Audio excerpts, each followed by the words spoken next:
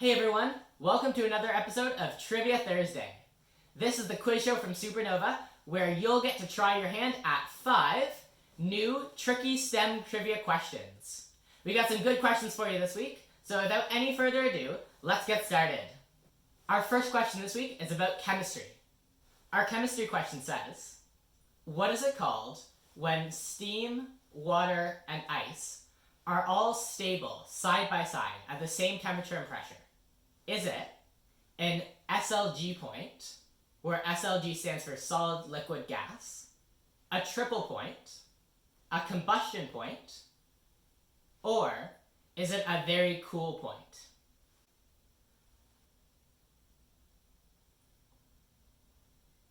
Okay, I'm going to reveal the answer now, and it is a triple point. So, when we think about water, there's 3 different ways that water can exist. We can have water as a solid, like this ice. We can have water as a liquid, like the water I've got in my cup here. And we can have water as a gas, like the water in the air all around me. We call these different types of water phases. So ice is the solid phase of water, liquid water is the liquid phase of water, steam is the gas phase of water. Water can change between all these phases. Usually when we think about water changing phases, we think about changes in temperature, but water can also change phases because of a change in pressure. So if water is squeezed together really tight, or if it's put somewhere where there's not very much pressure, maybe like out in space, it can change between its phases without any change in temperature. This might sound a little bit confusing, but lucky for us, chemists make graphs called phase diagrams to show us how materials like water can change between their different phases. On our phase diagram, the yellow shows where the ice phase of water is stable, the red shows where liquid water is stable, and the green shows where the steam phase of water is stable. In between each of the different colored areas on our graph, there are lines, and right on those lines, both of the 2 phases next to the line will be stable. This leads to some really cool things, including the triple point, which is this one spot on the graph where all 3 phases can be stable right next to each other, all at the same temperature and pressure. We're going to move on to our next category now, and our next category is computer science. Our computer science question says, in programming, what does OOP stand for? Does it mean Orange Objective Programming? Does it mean, oops, I made a mistake? Does it mean Orderly Organized Programming? Or does it mean Object-Oriented Programming? It could be any one of these, so I'll give you a minute to make a guess. Okay, the correct answer is Object-Oriented Programming. You might be wondering, what does Object-Oriented Programming mean? Programmers and computer scientists are always looking for ways to make their code better and more efficient. And one of the ways they can do this is by using something called object-oriented programming. In object-oriented programming, programmers can make objects that are able to do certain things, and then use those objects in their code so that they don't have to keep repeating themselves. So to explain this a bit better, let's look at an example. Let's say that we had a programmer and they were writing some code that was going to become a virtual SuperNOVA camp. In the code, there's going to be instructors and there's going to be campers. The virtual SuperNOVA instructors are going to do the exact same thing that real SuperNOVA instructors do, like lead camps and webinars and make YouTube videos. And all the campers are going to do the things that SuperNOVA campers like to do, have fun and learn about science. But there's a problem right away. SuperNOVA works with dozens of instructors and thousands of kids. Imagine if we had to go in and program what every single instructor and every single kid can do. That would take forever.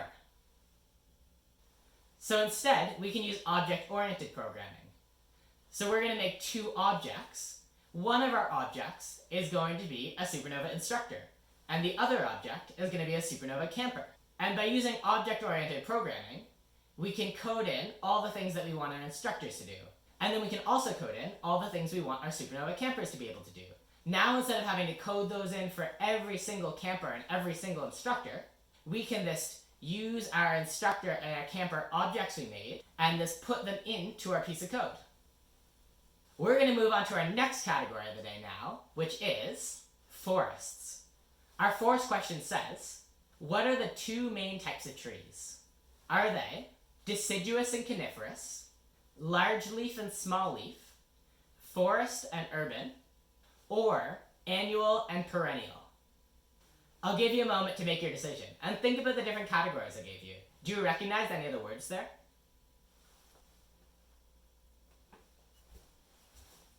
The correct answer is deciduous and coniferous.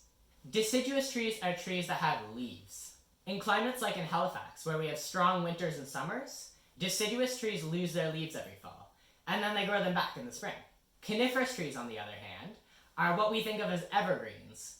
These are trees that have needles instead of leaves, and they keep their needles through the whole winter. Deciduous trees spread their seeds using flowers, and coniferous trees spread their seeds using cones, like pine cones. We're going to move on to our fourth question of the day, and our fourth question of the day is about oceans. Our oceans question says, what is the name of the deepest part of any of the oceans on Earth that we know of so far?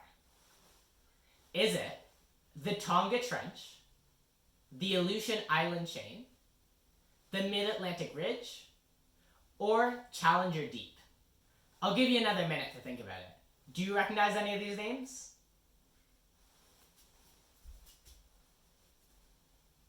I'm going to reveal the answer now, and it is Challenger Deep. Challenger Deep is the deepest point in any of the oceans on Earth that we know of. Challenger Deep is part of the Mariana Trench, which is the deepest overall trench anywhere on Earth, and it's in the Pacific Ocean, off the coast of the Philippines. Now you might be wondering, why is the Mariana Trench and Challenger Deep so much deeper than all the ocean around it? And to find out, we have to look at plate tectonics. The Mariana Trench forms the boundary of where two plates, the Pacific Plate and the Mariana Plate, come together. In this collision, the Pacific Plate is pushed underneath the Mariana Plate, and when it gets pushed underneath, it makes this deep trench, and that forms the Mariana Trench. We see the same thing happening at other oceanic trenches around the world. Earth scientists and other people who study tectonic plates call this area a subduction zone, and one of the plates is being subducted underneath the other plate. It's time for our fifth trivia question of the day, and last but not least, our fifth question is about space. Our space question says, how old is our solar system? Your possible options are 8.91 million years old, 4.57 billion years old, 7.48 billion years old, or 1.36 trillion years old.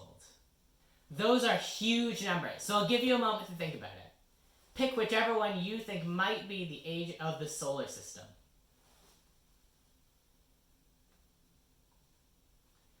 Okay, I'm going to reveal the answer now, and the correct answer is 4.57 billion years old. That is crazy old. And to give you a bit more perspective, I want to break it down into some other different things that have happened over Earth's history. So, the solar system and its 8 planets, Mercury, Venus, Earth, Mars, Jupiter, Saturn, Uranus, and Neptune, were created 4.57 billion years ago.